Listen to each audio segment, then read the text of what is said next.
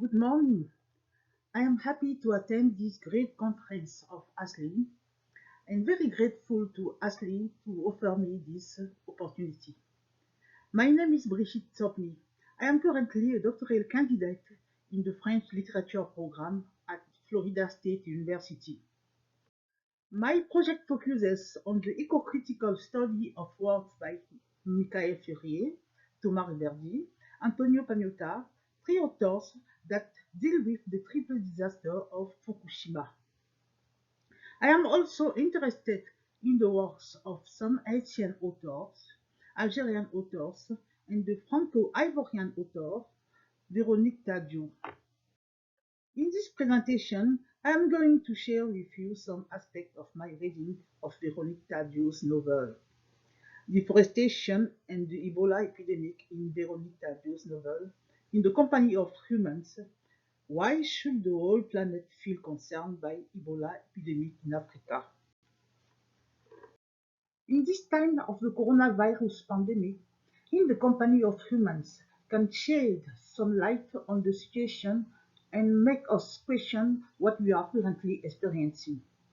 In this polyphonic novel, Tadiou makes us relive the Ebola epidemic that raged in Guinea, Liberia, and Sierra Leone from 2014 to 2016, and which caused the death of more than 11,000 people.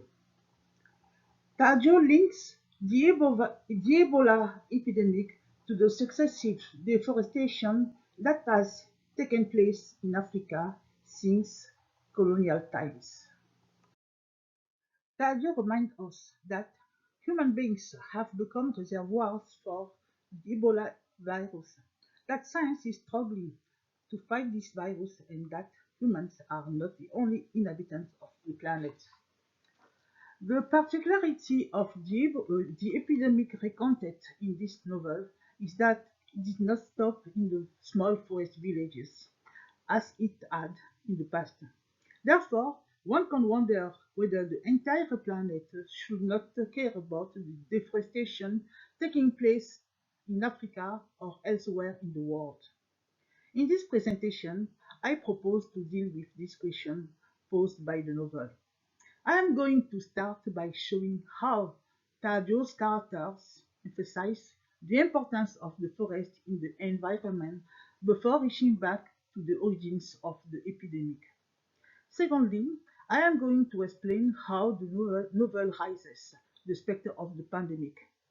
To finish, I am going to indicate how the epidemic was stopped, then by emitting the arguments of certain voices of this polyphonic novel, I will show the importance of the solidarity between inhabitants of the planet by insisting on the difference between generosity and solidarity. I will conclude that as the inhabitants of Earth, it is in the interest of all of us to care about an epidemic that is raging on the far side of the world and the origins of this epidemic. Let's begin with the first part of this presentation, the positive role of the forest and the origins of the epidemic in the novel. The baobab, the palava tree, one of the narrators of the novel, speaks first of all in the name of trees.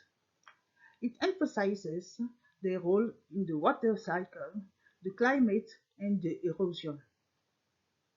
In addition, trees host a multitude of creatures, from the base to the top, birds, insects, liana, and so on. Even when dead, trees continue to generate life by offering their bodies to rodent insects and fungi that feed on its flesh. The palava tree also speaks in the name of the forest and the whole plant kingdom. It reminds us that the forest is the place that hosts the greatest number of living beings. The baobab enumerates several other examples which show that humans need the forest to live. The forest is not only nurturing, but it also offers medicinal plants, absorb carbon dioxide to produce oxygen, to name but a few.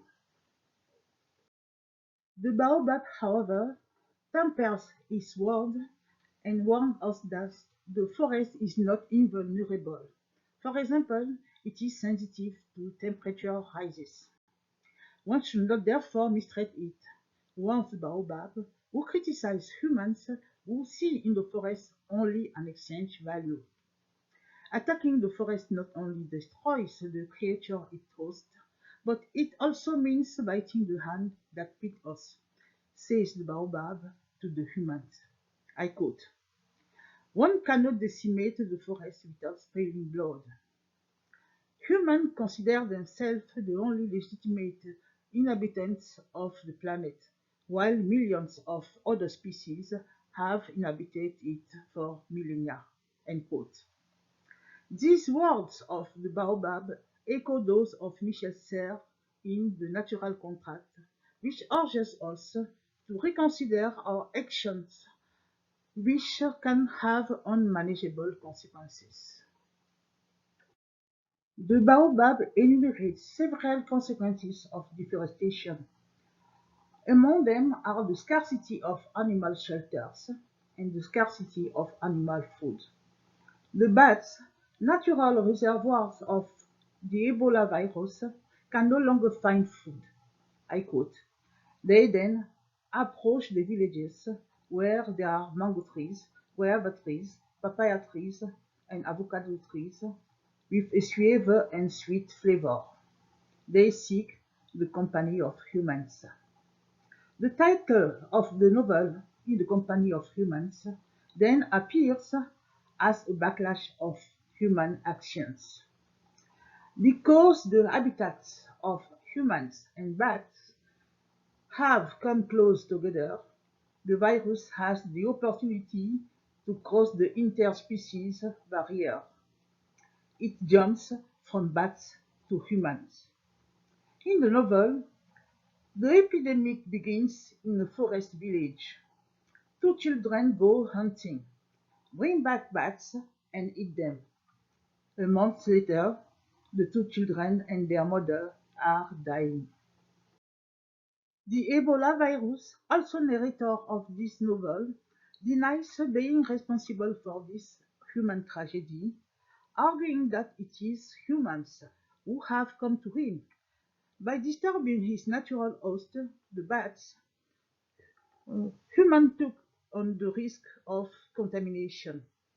If the virus, whose case fatality rate can reach 80%, infects humans, it is not out of wickedness.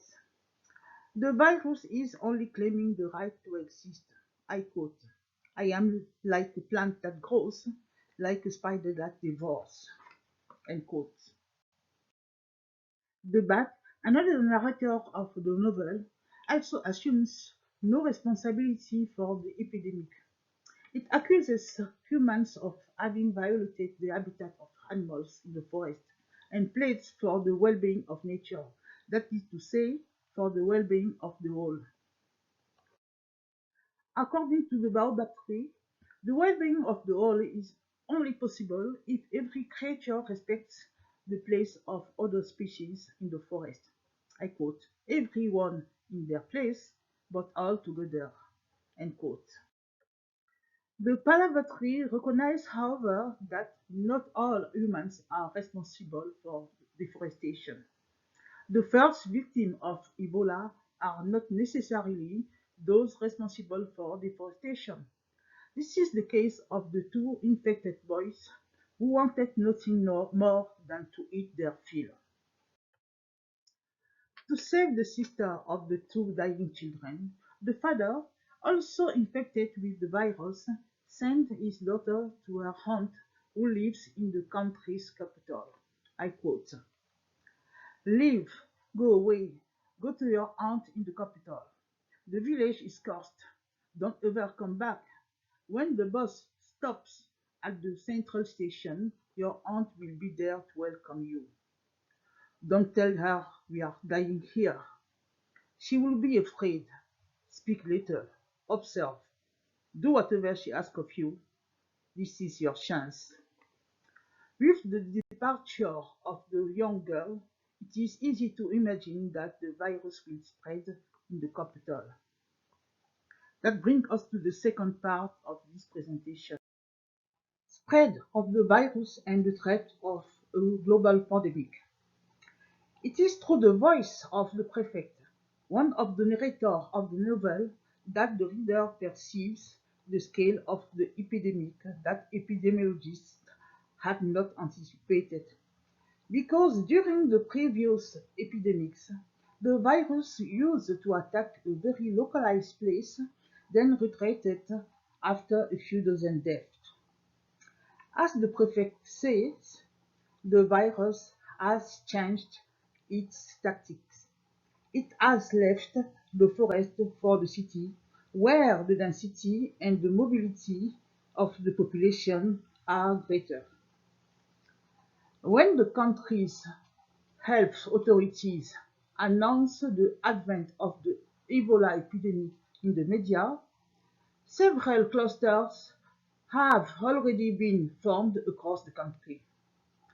Once the epidemic is declared, non-governmental organizations arrive in the country and alert the world.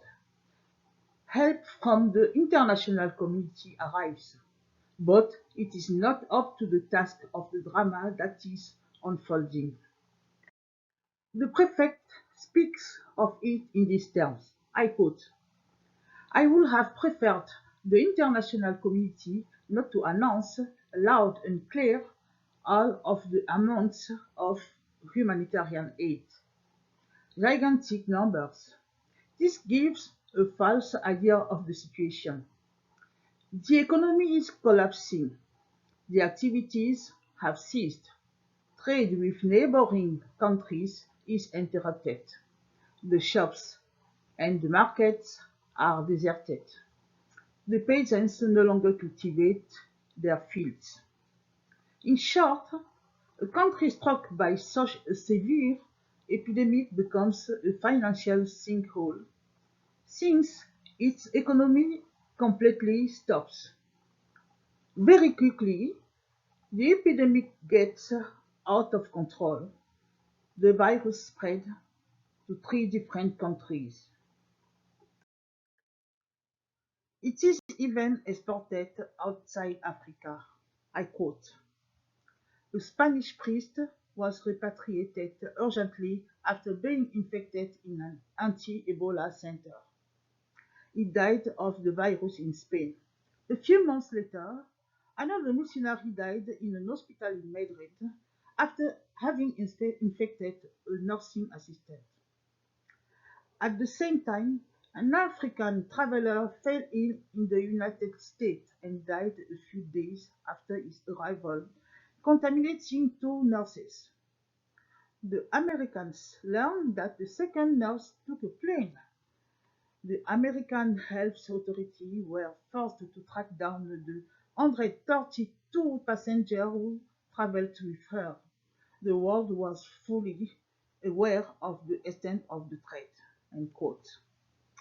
This passage shows how nowadays an epidemic can very quickly turn into a pandemic. In panic, Western countries realize they are vulnerable. The United Nations create an emergency mission entirely dedicated to the fight against Ebola. That brings us to the third part of this presentation, how the epidemic was contained. Once the virus had spread beyond Africa's borders, international aid, financial, material, and logistics arrived in droves. With these great resources, the epidemic finally was defeated.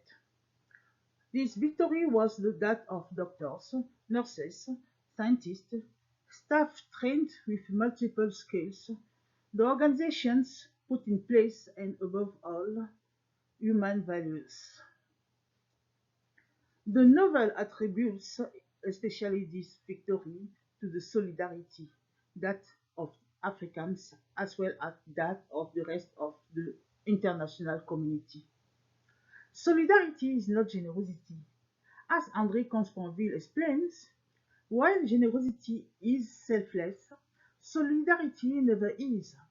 It is a convergence of interests. In an act of solidarity, each one defends his own interest while defending those of the others. Thus, by helping the three countries affected by Ebola, the international community was first defending its own interest to contain the virus, to prevent it from spreading elsewhere. However, to be effective, solidarity must be designed to last, say the prefect. The world will be holistic or it will get lost, Tadeu said in an interview. To conclude, Tadeu shows in her novel with non-human characters how deforestation can lead to unmanageable consequences. One of those consequences is the Ebola epidemic.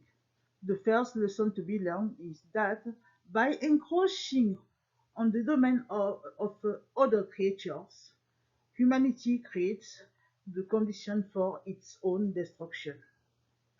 The first act of solidarity must be expressed vis-à-vis non-humans.